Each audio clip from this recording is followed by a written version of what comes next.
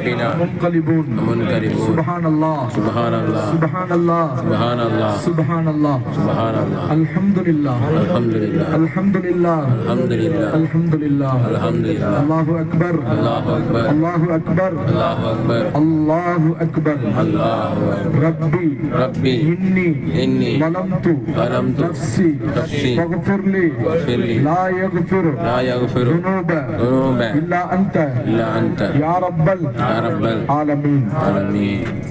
கண்ணியத்திற்குரியவர்களே, அல்லாஹ் எதை நிர்ணயிக்கிறானோ அதான் நடக்குது. நாம் நிர்ணயிச்சு ஒரு திட்டம் போட்டால் அந்த திட்டத்திலிருந்து 1 மணி நேரம் தாமதமாகிவிட்ட காரணத்தினால் டிரைவர் குரான் ஃபேக்டரி முடியாது என்று சொல்லிவிட்டார்.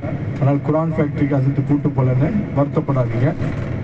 ஆனால் நம்ம இன்ஷா அல்லாஹ் ஒரு உன்னதமான ஒரு அமலை செய்ய போகிறோம். ஒரு பெரிய ஒரு அமல்.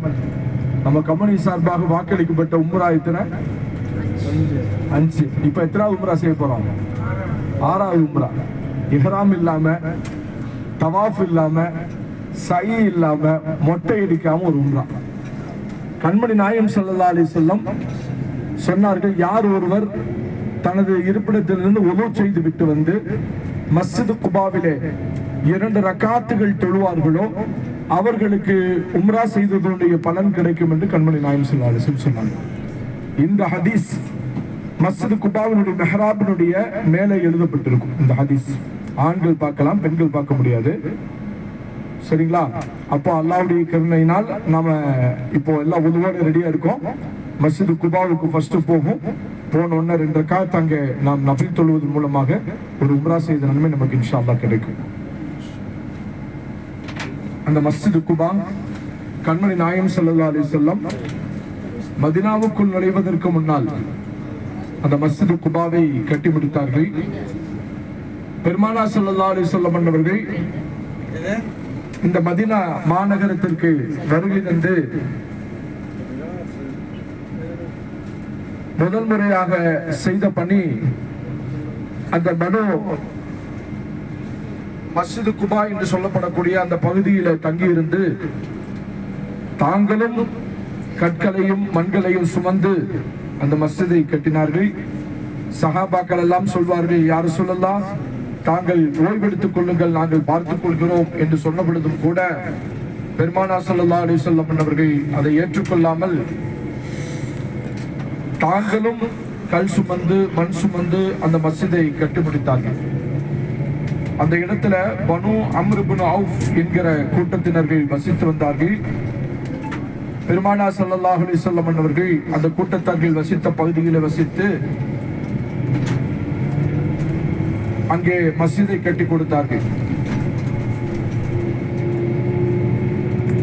மஸ்ஜிதுன் உஸ்ஸிஸ அலா தக்வா, அருள்மறையாம் குர்ஆனிலே அல்லாஹ் அந்த மஸ்ஜிதை குறித்து மஸ்ஜிதுன் உஸ்ஸிஸ அலா தக்வா என்று குறிப்பிட்டு காட்டுகிறார். இறையச்சத்தின் மீது அமைக்கப்பட்ட மஸ்ஜித் என்று இந்த கிப்லாக்கு அந்த மஸ்ஜித் குபாவை அல்லாஹ் சிலாகித்து சொல்கின்ற அந்த மஸ்ஜிதுக்கு ஆரம்பமாக சென்று இந்த மஸ்ஜித் வலது கை பக்கம் ஒரு பள்ளி இருக்கு பாருங்க. இங்க வலது கை பக்கம் ஒரு பள்ளி தெரியுதா? இந்த பள்ளி தான் சையதுனா உஸ்மான் ரலியல்லாஹு அன்ஹு அவர்கள் வசித்த அந்த இடத்தில் கட்டப்பட்ட பள்ளி.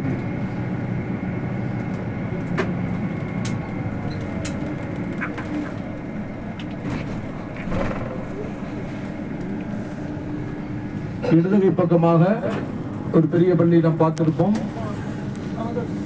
மஸ்ஜித் பிலால் ரலியல்லாஹு அன்ஹு இப்ப தெரியுது பாருங்க. வலதுகை பக்கமாக அது தோற்றம் தரும்.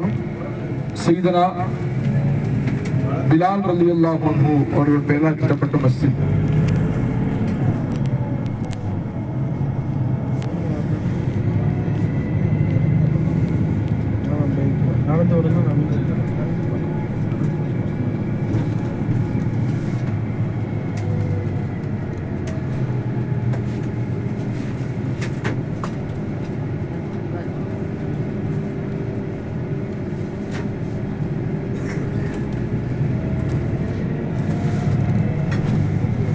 ரலியல்லாஹு தஆலா அன்ஹு பள்ளிவாசல் மஸ்ஜித் பிலால் அவருடைய பள்ளிவாசல் மதீனாவிலே யா லஸ்ஸலாஹ் யா ஃபலாஹ்